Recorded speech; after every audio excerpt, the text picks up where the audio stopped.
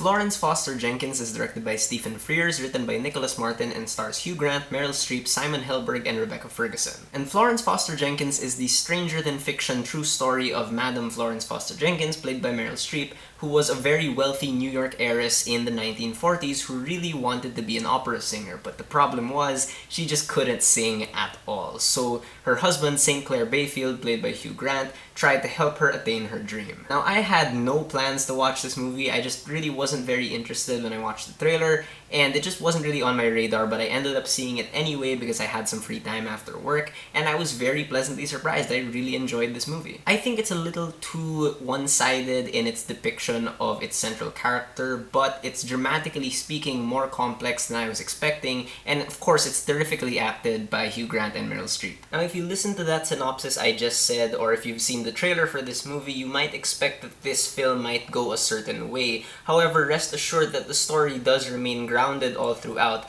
and it doesn't end up exactly where you might expect. The story in Florence Foster Jenkins is pretty conventional by regular standards, but the characters really make the story really interesting because all the relationships in the movie all have more than one side to them. They're a lot more complicated than they seem. There's some secrets some people are holding from other people. But what brings all these characters together is the fact that everyone really has been affected by Madame Florence somehow, and you get to see how they interact with each other and how their lives have kind of changed, but you also get to see how some people exploit the fact that Madame Florence loves music and that she's very wealthy. And one other thing that the script does really well with the characters is the fact that you feel the era of the 40s through the characters. You know, the movie doesn't feel the need to shove in your face like certain events that were happening at the time. You really feel just from how some people are treated or how some people act that this is the 1940s, and you understand, like, you know, the things that are going on in terms of the war and economics and stuff like that. And this is oftentimes a really funny movie as well. A lot of the dialogue here is really great. And in terms of acting, Hugh Grant is as charming as he's ever been, and what I like is that he's realistically understated when it comes to him showing his affection for Madame Florence. Simon Helberg from The Big Bang Theory is here, and he plays Madame Florence's pianist.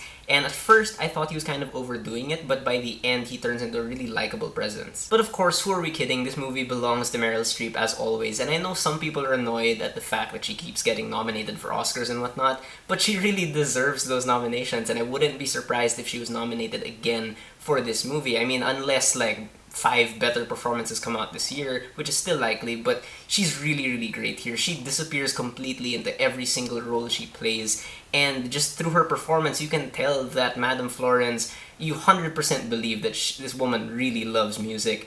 And, you know, it's really difficult to sing on screen, but to sing on screen and make it seem bad, but to make it come across that this woman still loves music, like, that's a really difficult thing to pull off. And the music that Madame Florence sings or wants to sing is really good. If you're a fan of classical music, this movie has some of the best and most difficult of those songs. And the musical score here by Alexandre Desplat accommodates the on-screen drama and the music well, and overall it is just a very well sound-designed movie. Visually, all the sets, all the costumes, and the production design, they're all great and appropriately lavish, and the cinematography from Danny Cohen is bright and showy when it needs to be, but it's also a lot more subdued for the quieter moments. And Meryl Streep is 67 years old, but I know for a fact that she does not look 67, so kudos to the makeup people because they really made me believe that Florence Foster Jenkins was in her mid-70s. And we all know that when Meryl Streep hits her mid-70s, she's not gonna look like she's in her mid-70s. And what's interesting about the way this story is told is that it's really mostly told from her husband's point of view, played by Hugh Grant. You don't actually spend as much time with Florence Foster Jenkins as much as you might expect, but the movie does move along appropriately. You know, it doesn't slow down whenever she's not on screen. The singing scenes and the comedic scenes are fast-paced, but the moments of drama between characters, really the pacing allows these characters to just breathe and allows them to carry the scene themselves. And the way Stephen Frears directs the singing scenes, he does it really well, and a lot of the comedy actually comes from people's reactions, just the looks on their faces. And I know that sounds kind of juvenile, but it's genuinely funny because it's meant to be funny. But again, the slower scenes are a lot more restrained and they are genuinely touching, and overall this movie does have a very warm tone to it. It's just one of those lovely little movies that you could take your mom to or your grandma to. However, However, this movie can tend to be a bit too warm, and similar to Captain Fantastic, which I just reviewed, I think this movie does kind of side with its protagonist a bit too much. Because all throughout this movie, Stephen Frears seems to make it really clear that he thinks it's totally okay that Madame Florence can't sing and that we should just allow her